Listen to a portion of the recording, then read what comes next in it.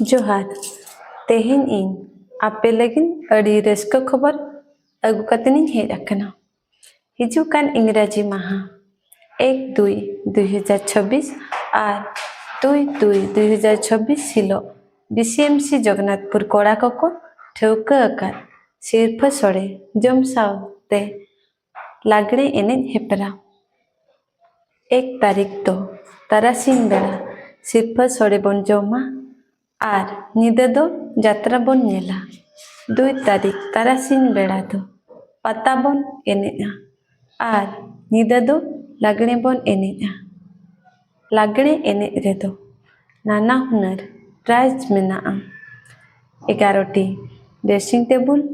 20टी कासा लोटा 10टी स्टील हांडा 20टी घाघरा बेस नपाय चरक कुड़ी लगित ते दो मिस जगन्नाथपुर लेकाते मेना लेडीज साइकिल मा तबे जतो कोगे सेटेरो मा आले अतु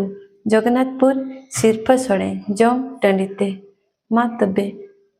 जतो कोगे मुचेद रे जोहार।